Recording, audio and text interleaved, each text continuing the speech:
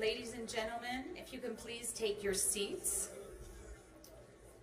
We are now very grateful and honored to have with us General C.Q. Brown, who is the chairman of the Joint Chiefs of Staff, which this audience needs no reminding is the nation's highest ranking military officer. He's done that after a distinguished career at all levels of the U.S. military.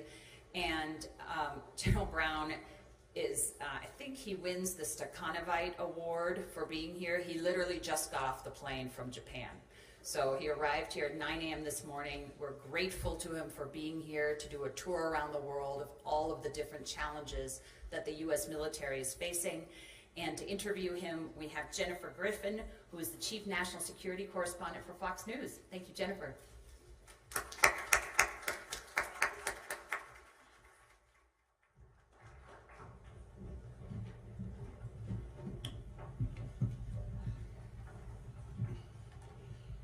General Brown, I'm so glad to be here with you. I know you just got off a plane from Asia. I've been meeting with our allies there. But first I want to just remind the audience about some of your background. You began your career in 1984, graduating from Texas Tech Air Force ROTC. You're an F-16 fighter pilot, 3,000 flying hours, including 160 in combat. You've served in top leadership positions in CENTCOM, EUCOM, and PACOM. In fact, from 2018 to 2020, you were the top Air Force commander in the Pacific. And I think what is notable, particularly in this time of divisions in this country, to remember that in 2020, you were confirmed by the Senate unanimously, and that is when you became the first African American to serve as a service chief, the head of the Air Force. So thank you for being here today. My pleasure. Thank you. Thank you. Let me start with some of the news headlines this morning. We all know about now the widespread internet outage that was caused by what seems a glitch, not a cyber attack per se. We learned that this morning. How has it affected U.S. military operations? Has it affected the U.S. military? Well, as you might imagine, I was made aware of the situation on the airplane flying back here to the United States. For all reports I have right now, no impact on DoD operations. But I will also share with you, I mean, this gives you an indication of, how important cybersecurity, how we use our software, how we use our tools is important, and the things that we do, particularly in DoD, to protect our capabilities to ensure that we can still protect the nation, even when you have whether it's a glitch or an attack, to be best postured to be able to support. And should it be a wake-up call for Americans? Many don't realize that if the U.S. were to find itself in a conflict with China, it is largely believed that a cyber attack would hit the homeland in those initial hours. And we see this is just a little taste of what could happen. What do you think Americans should realize from this incident? Well, we all know how dependent we are all on cyber and the tools that it provides for us just to make our day-to-day lives easier. But when you have something like this should be a reminder to us of why it's important to, from a cybersecurity piece, not only at the governmental level, all the way down to your local homes, to protect ourselves and be best postured.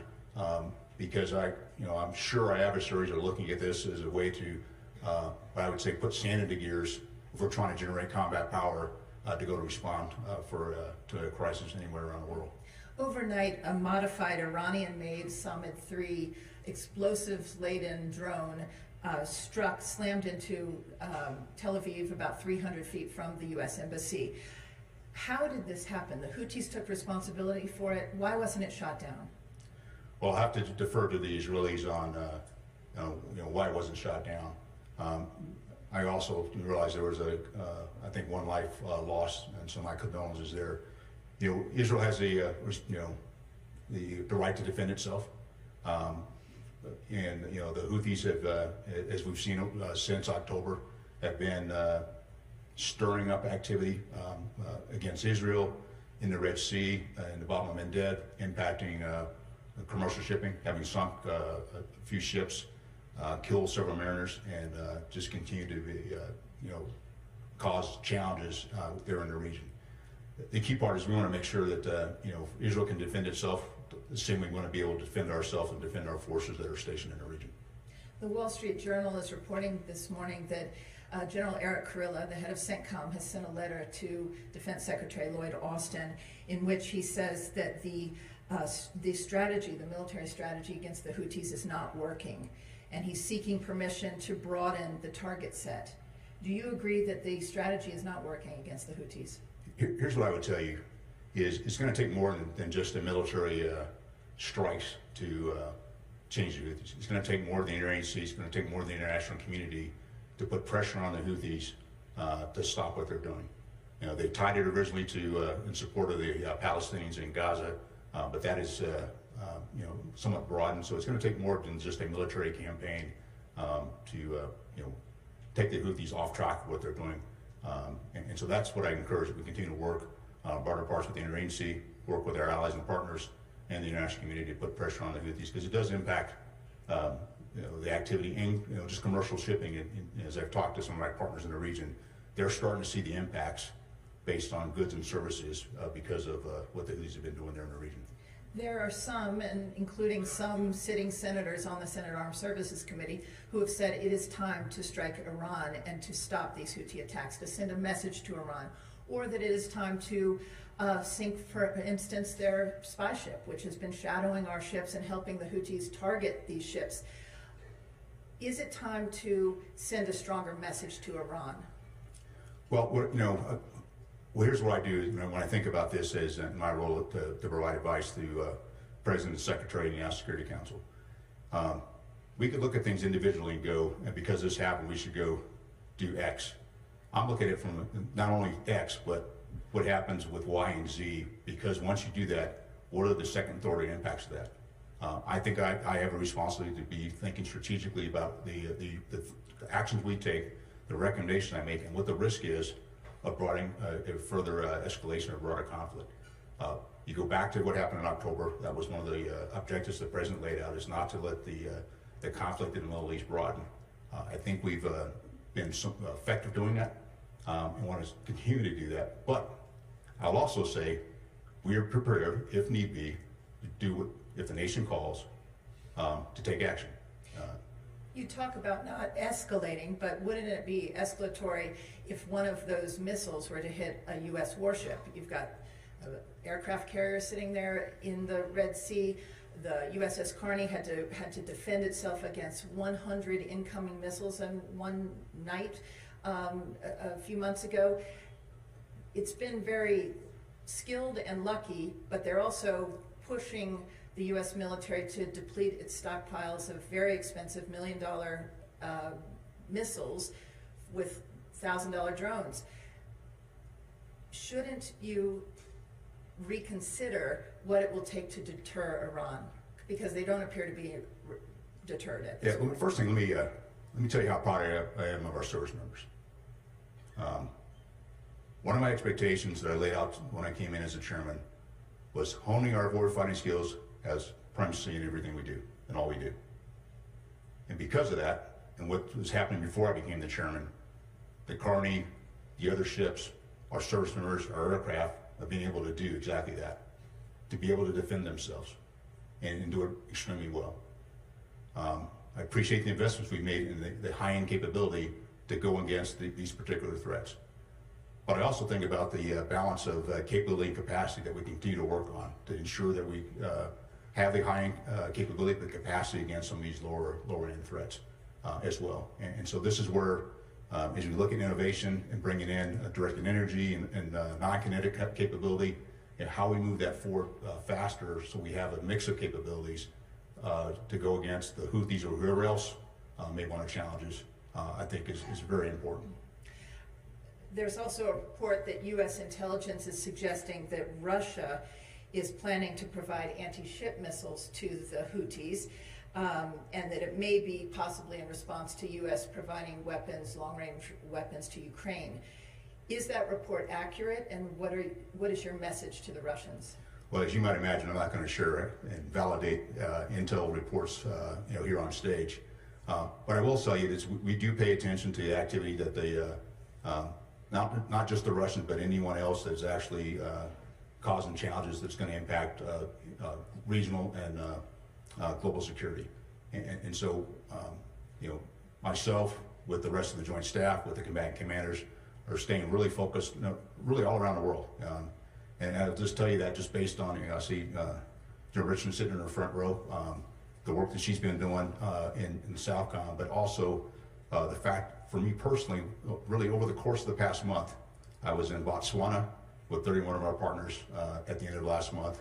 We had the NATO summit here last week, or at least 9 of my counterparts were in town that I had a chance to engage with. And I just came from the Indo-Pacific, where I was in the Philippines, and my counterpart there, and in Japan, I was there with my Japanese counterpart and Republic of Korea counterpart. We were all focused on all the various threats around the world, and just trying to all collectively stay on top of them, and for each of us provide advice to our political leadership on the actions we should take. Do you have a message for Russia if they cross this line? We prefer them not to do that, okay? Because all it does, they're a sovereign nation, they'll do what they do. But the key point is, we don't want to broaden the conflict, and them supporting the Houthis, if that's what they're doing, helps to broaden the conflict and just makes it more complicated in the Middle East. Ukraine's defense minister told the Aspen conference and the Aspen forum earlier this week, we are asking our partners to lift any bans on using long-range weapons targeting inside Russia. Why not let them? Well, that's a policy decision for the policymakers to decide. My job as we do this, and I provide the advice, is also understanding what the risk is and what the second, third order impacts might be based on where the Ukrainians strike, as we continue to work to allow Ukraine to defend itself. And there's been not only capability from the United States been provided, but with the Ukraine Defense Contact Group, there's over 50 nations that continue to provide capability to Ukraine to be able to defend themselves. And we'll continue to work with Ukraine to provide them the capabilities and do the things to help them defend. The Brits have not imposed such limitations on their long-range weapons. Isn't there a moral component to this? If Russia fires at a children's hospital from an Air Force base that's just across the border, or where you know that it's located, the laws of war suggest that that is a legitimate target of self-defense. Why shouldn't the Ukrainians be able to do that? I remember during Afghanistan, we used to criticize other NATO allies for having caveats. Aren't we putting caveats on the Ukrainians right now? Well, in every conflict I've had an opportunity to lead in conflict, every nation has certain caveats on how they want to approach things. And as we work together as a coalition, and that's one thing I realized doing coalition warfare, is we have to figure out how to bring all those together to be an effective team. And I will just tell you that we probably agree on more things than we might disagree on with these caveats. And that's the beauty of being able to work with our allies and partners and building coalitions with those who aren't part of an alliance. And it's something we continue to work through. And we'll, and even in this case, we'll continue to address and figure out how best to approach. Do you think Ukraine can win, and what is your response to those who have said that the U.S. military is slow rolling these weapon systems to Ukraine? Well, Ukraine matters, because unprovoked aggression in one part of the world, it doesn't stay in one part of the world. And the things that we are doing to help Ukraine to defend itself, not just with the United States, but the 50 nations that are providing capability, is hugely important.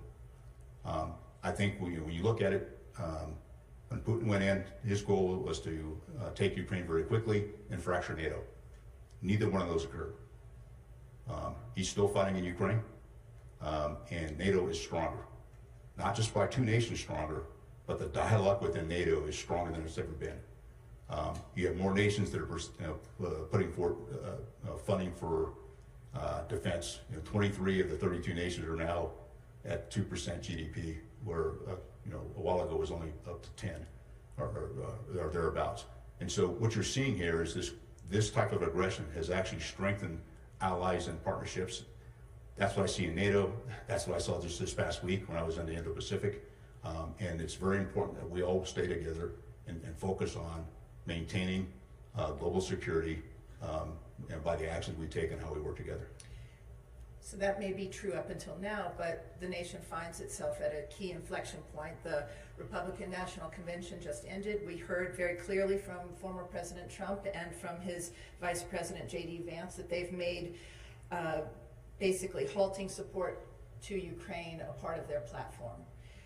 What would be the impact of such a policy shift if you have to implement that? Well, that's a hypothetical I'm not going to necessarily get into. But what would be the impact? I think we can talk generally about if you were told tomorrow to stop support for Ukraine, what is the impact from your Well, I just say if collectively we stop supporting Ukraine, Putin wins. Okay? And what that allows is it also emboldens others to go, we have credibility that's at stake associated with this. Not just the United States, but NATO, the West, if we just back away. And that opens the door for Xi Jinping and others that want to do unprovoked aggression. And so I think it's important that we continue to provide support to Ukraine so it doesn't go there into a broader conflict as well. And our leadership matters. It gets watched, and it's something that I sense when I engage with our allies and partners around the world. J.D. Vance also says that the West can't outproduce Russia in terms of ammunition and weapons. Is he wrong? Well, I'll tell you, one of the things I'm really focused on and have been, even as the Air Force Chief in my 9+ months as the chairman, is our defense industrial base. We have the capability to outproduce. You know, I've seen this in our nation. You can look back in history where we've been able to go out and outproduce. But there's some things that have to happen to make that come together. There's got to be consistency in demand signal from the Department of Defense and our allies and partners of what we need. There has to be consistency in funding to be able to do this. Getting budgets on time is important. Okay, continuing resolutions do not help us actually have consistency in funding. As we do that, it provides those contracts as well. And in the FY24 NDAA, we had 6 weapons to do multi-year procurement. I'd like to see more multi-year procurement because that gives that consistency. Once you have that consistency, that builds trust with the defense industrial base, because now they know how much workforce they need, how much facilities they need, how much of the supply chain they need. That drives trust, increases trust, drives down costs, and improves delivery times, so that we can get capability into the hands of the warfighters much faster than we do today. So we have the capacity to do it. We just got to make the commitment to do it. Do you think the nation and the industrial base needs to be on a war footing right now? Well, what I would tell you is I see that the industrial base, the supplemental, has been very helpful to do this. What some may not realize with the supplemental, much of that money is going into the defense industrial base to build capability that not only helps Ukraine, Israel, Taiwan, it helps us as well.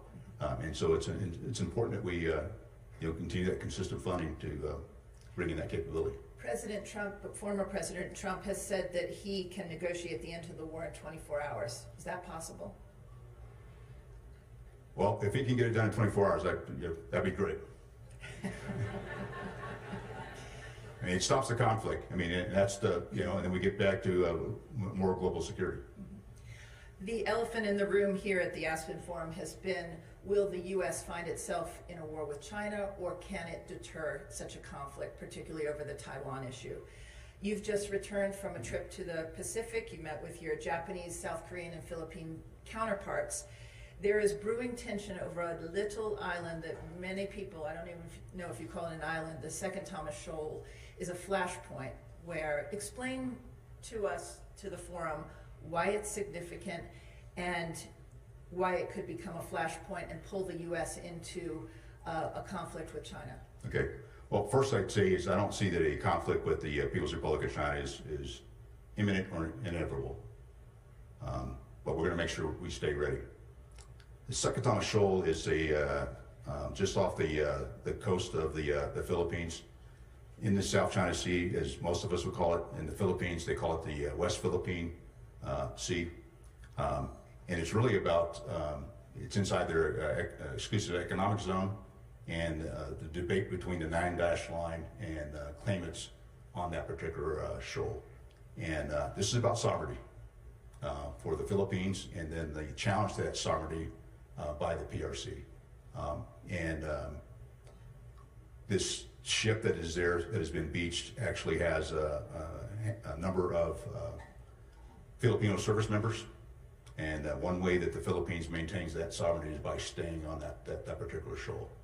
And so that is what I'd say somewhat emblematic of the other, because there's 8 other shoals similarly off the coast of the Philippines that are in a bit of the same situation. So it's important, when you start thinking about sovereignty and having a free and open Indo-Pacific, and not just be a flashpoint, but it's emblematic of things that could happen if we don't pay attention. So does the mutual defense treaty that you've signed with the Philippines require the U.S. to come to Philippines aid if the Chinese continue harassing their ships and maybe even sink one of those ships or kill some of their service members? Well, that is as our politicians work through that in the mutual defense treaty, there are aspects that as we work through defense. And our support to Philippines continues. Part of their conversation I had when I was there in the Philippines, meeting with their national advisor, their Secretary of National Defense, and my counterpart. Our relationship continues to build, and the momentum continues to build, and our support, if the mutual defense treaty is ever called upon, is going to be there. There are a number of authors here who have written recently about a potential flashpoint over Taiwan. We have David Sanger, he's written New Cold Wars, Dmitry Alperovitch, and Garrett Graff has written World on the Brink. Matt Pottinger and his Hoover Institute staff have written The Boiling Moat. I do not recommend these for bedtime reading if you have any anxiety, but the question is, can the U.S. win a war against China if Beijing tries to take Taiwan, from your military perspective? Yes. I'm fully confident in our force. I am fully confident in our force. You should be too. We have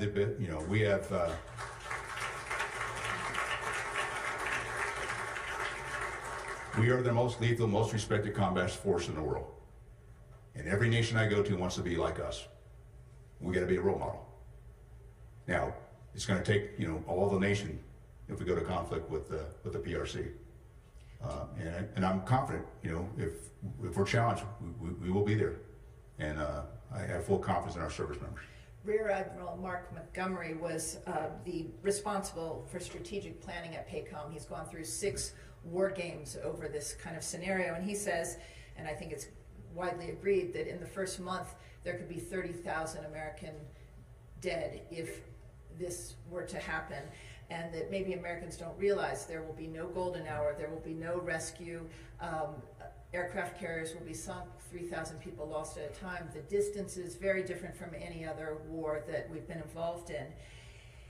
And yet, there's also a new report from Japan, from the Japanese government, suggesting that the assumption that you'd have a month to respond and build up, that President Xi may have taken some lessons from President Putin's invasion of Ukraine to move quickly. And that new Japanese report suggests that China, based on the exercises last year that they saw, that they plan to take Taiwan in a week, not a month. What would that do to U.S. military planning?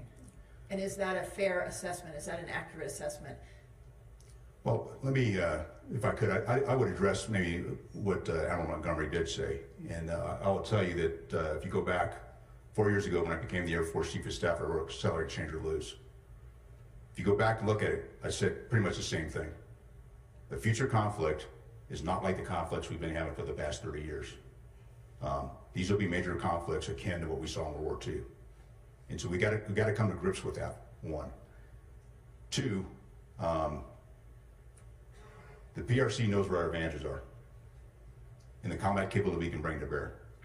And my sense is they'll want to go quick so they can do it before we can bring capability there, which is why we were focused on the capabilities that we have forward, how we look at our logistics chains well before any type of conflict.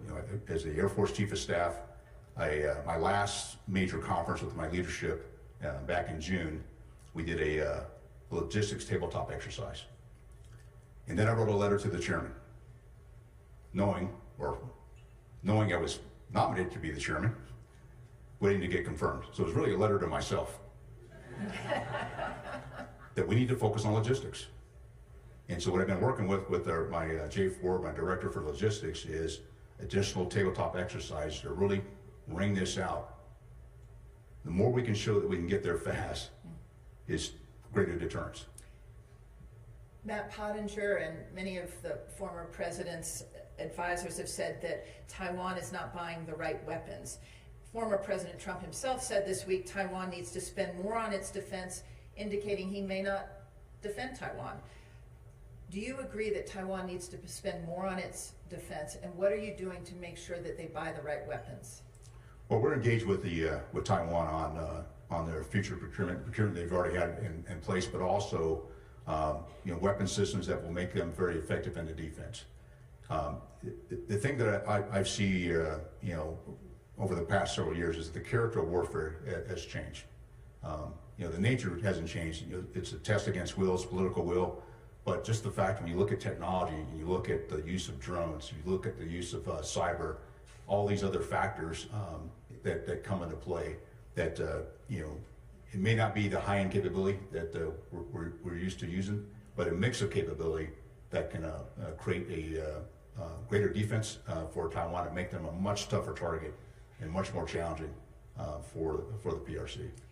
Let's turn back to the Middle East. Next week, the Iraqi leadership is coming to negotiate whether the U.S. troops will be able to stay in Iraq. What would happen if U.S. troops were forced to leave Iraq? There's indications that ISIS is, there are twice as many attacks in Iraq and Syria by ISIS this year alone. Is ISIS reconstituting? Well, part of the reason why we're there is why we went back in 2014 was to defeat ISIS, and I had a firsthand piece of that as the Air Commodity Commander, but also Deputy Commander of the United States Central Command as we defeated ISIS. The key part is not letting that resurgence occur, and our ability to, as the coalition for Operation Inherent Resolve, to continue, but then transition to a bilateral relationship. And continue to have the relationship with the Iraqis, as well as other nations that have relationships with the Iraqis, to maintain the security there. At the same time, we're paying attention to ISIS there that emanates out of Syria and other parts of the Middle East. So if the U.S. were forced to pull out, what impact would that have? You'd have to pull out of Syria also, correct? It would have impact on our ability to actually put pressure on ISIS, and we'd have to look at how we would do it in different ways. And part of our job is to be able to flex, and we'll continue to plan and provide options to the President and the Secretary if any decision comes one direction or another. It's been said that Iran has never won a war and never lost a negotiation, and that it will fight to the last proxy. For the first time in months, Iranian proxies have targeted a U.S. base in Iraq. What do you make of the timing of those attacks? Well, there's a couple things I make of this. We watched after, before 7 October, our forces were very rarely getting attacked. And then after 7 October of last year, a lot of attacks on our bases. We spent a lot of time and effort making sure we were doing the force protection. Unfortunately, we lost 3 service members back on the 20th of January. And as a result, we had a pretty strong response back. And so the last time before, just recently, was about 7 February. So it's been almost 6-7 months now since the last time we were attacked. Those proxies have been chomping at the bit to be able to strike against it. Every once in a while, they'll do something kind of a one-off. I don't see this as them breaking away from the guidance that they've gotten, somewhat from Iran, not to attack us. Maybe it's a little message before negotiating in Washington on Monday. Could be. I don't know. The key part is we're going to continue to defend ourselves, and then we're going to respond appropriately at a time and place of our choosing. Secretary Blinken just told the forum that it's still U.S. policy to stop Iran from getting a nuclear weapon, but he also said that they are 1 to 2 weeks away from breakout. Are you prepared to stop Iran militarily if they decide to pursue and break out? We have options to do so. We stay ready. All right. worried are you that America's adversaries will become adventurous after November 5th, or even in this unstable time frame of a raucous election, if U.S. elections are contested or one party doesn't accept the results? Some have called it an invitation to conflict. How are you preparing for that? Well, I'm looking at this day in and day out. Not November, not January, not February. I mean, I'm looking at last week. What I mean by that is, if you look at our national defense and national security strategy, there are 5 key challenges outlined in those documents. People's Republic of China, Russia, Iran, North Korea, and violent extremists. All of them are active right now. And in some areas working together. And so my day-to-day focus, no matter what day it is to ensure we are best prepared for any one of those that might create a challenge for us. Before we go, I need to ask you, when was the last time that you met in person with President Biden, and how was he mentally? I last met with him, that was last week. And let me just say that, I realize there's a lot of debate, and I don't want to get into debate. My job is to provide, advice to the President, Secretary of Defense, National Security Council, and the rest of our national security apparatus. And on all the times I've engaged with the President, he's been engaged. He's asked us, very pointed questions and made decisions. I'll just leave it at that. We have about a minute left. Do we have time for one question? Maybe from one of the, anybody? Don't be shy.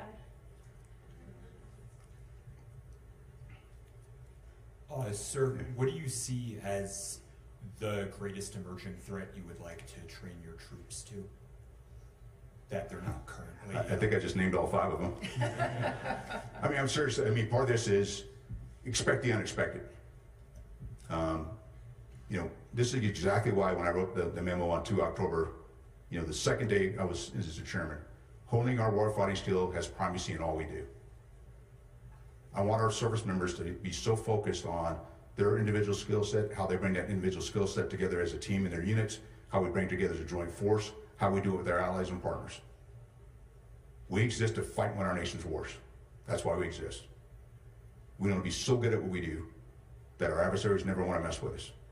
And if they do, we want to be their worst nightmare. Personally and professionally, I do not play for second place. Okay?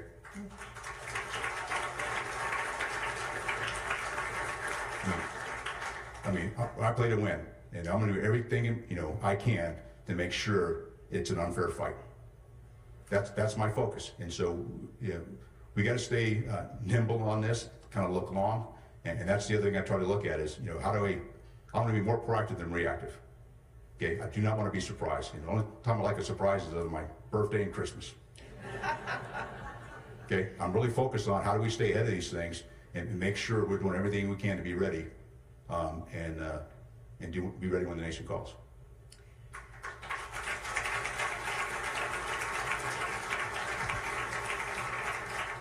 Thank you to the Aspen Security Forum, and thank you, General Brown, for your excellent comments today. Thank you.